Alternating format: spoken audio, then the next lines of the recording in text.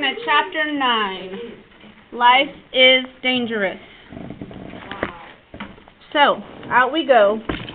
It's a habit by now. Freak riding up high on my shoulders and using his little feet to steer me if I forget where we're going. Not that we always know. Freak likes to make things up as he goes along.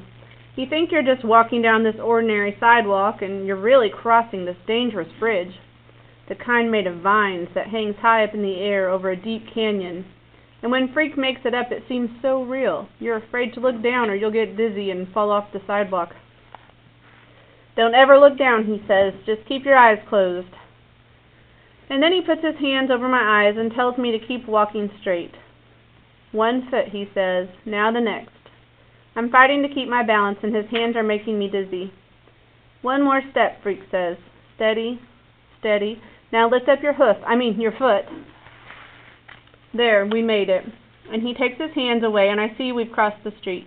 Why did he say hoof? Mine does not say that. Mine Because he's not on the horse. Okay. Yeah, I think he's treating him kind of like a horse and he's riding on his mighty steed across this crazy bridge or whatever. Yeah, he's very imaginative, isn't he? Oh, mine did.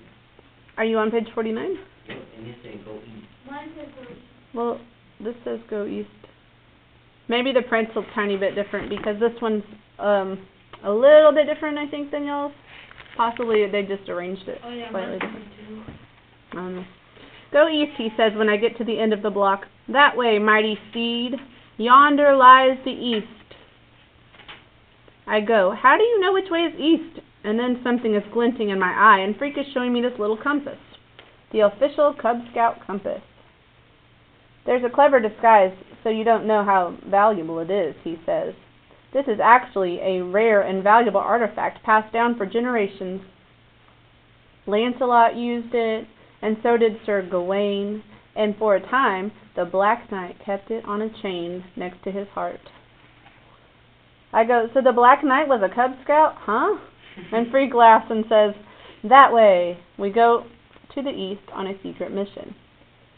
So, of course, Freak is using this Cub Scout compass and really putting a whole story behind it, right? And using his imagination to pretend it's part of, King Arthur and that whole story, right? We walk for miles, way beyond the pond and the playground and the school, and for a while the playground and And for a while we're going through this really ritzy neighborhood of big white houses and blue swimming pools. Freak keeps saying stuff like, that's the castle of avarice, and yonder lies the bloated moat. And when we go under trees, he'll say, proceed with caution, or all clear, depending on how low the branches come down. We must be east, I say. Have we got to yonder yet? Because my stupid feet are getting sore. But Freak pats me on the head and says, yonder always lies over the next horizon. You could look it up if you don't believe me. You guys heard people say over yonder or something like that before? You know the word yonder? Yeah. Oh, I believe you. On and on, block after block, through all these neighborhoods that Freak says are really secret kingdoms. I'll bet we've gone 10 miles at least because my legs think it's 100, and even as light as Freak is, he's starting to feel heavy. We're almost there, he says. Turn at the end of the block. Where is it we're going? You'll see, he says, and you will be amazed. Ahead, there's this busy intersection. Cars whizzing by, and it all seems sort of familiar. Can we stop for a Coke, I say? Grim gave me $1. Big deal, but we can split it. Freak goes, then that shall be your reward, faithful steed. Tinted sucrose and bubbles of air. Onward, onward to the fortress. What is tinted sucrose and bubbles of air? Quintrell, what is tinted sucrose and bubbles of air? Yeah, he's talking about the Coke. Yeah, sucrose is like a type of sugar that's in a lot of soft drinks, and so he's calling it tinted sucrose and bubbles of air. It turns out the fortress looks like part of a hospital, which it is. The regular hospital is around in front, and there's this new building added on out back. Medical research, it says over the door, and I know because I made Freak spell it out. Does that mean they do experiments and stuff? Freak says, indeed they do. Can you keep a secret, he says. Do you swear on your honor? Sure, on my honor. Freak is really excited. He's shifting around on my shoulders so much I'm afraid he'll fall off. That's not good enough, he says. You'll need to swear by blood. You mean like cut myself? Well, no, he says, and you can tell he's thinking about it real hard. An actual incision is not necessary. It's the same thing if you just spit on your hand. Huh? Saliva is like blood without the red, he says. Do as I say and spit in your hand. So I spit in my hand, just a little drop, but Freak says it doesn't matter how much. A single molecule will work, because it's the principle of the thing. Now put your hand over your heart, he says. I put my hand over my heart. Now swear on your heart that the data you are about to receive will be divulged to no one. Divulged, what does that mean? Told. Told, very good. I swear. Freak bends down and he's got his hand cupped around my ear and he's whispering. Inside the research building is a secret laboratory called the Experimental Bionics Unit. The unit's mission is to develop a new form of bionic robot for human modification.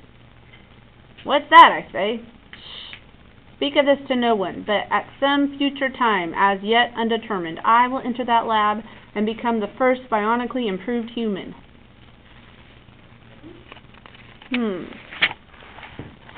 I still don't know what it means, I say. Bionics, and please don't make me look it up in the dictionary. Bionics, Freak says. That's the science of designing replacement parts for the human body. You mean like mechanical arms and legs? That's ancient history, Freak says. The Bionics unit is building a whole new body just my size. Yeah, what'll it look like? A robot? A human robot, Freak says. Also, it will look a lot like me, only enlarged and improved. Yeah, right, I say. Let's go home. My feet are tired. Freak tugs hard at my hair.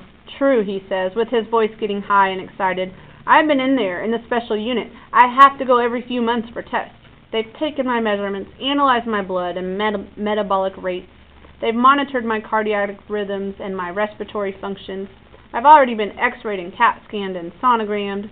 They're fitting me for a bionic transplant, and I'm going to be the first. I can tell he really means it. This isn't a pretend quest or making houses into castles or swimming pools into moats. This is why we came here, so Freak could show me where he's been. This place is important to him.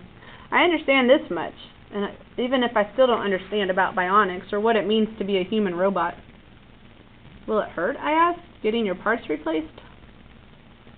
Freak doesn't answer for a while, and then he says in his stern, smart voice, Sure it will hurt, but so what? Pain is just a state of mind. You can think your way out of anything, even pain. I'm pretty worried about the whole deal, and I go, but why would you want to be the first? Can't someone else be first? Isn't it dangerous? Life is dangerous, Freak says, and you can tell he's thought about this. After a while, he kicks me with his little feet and says, Home.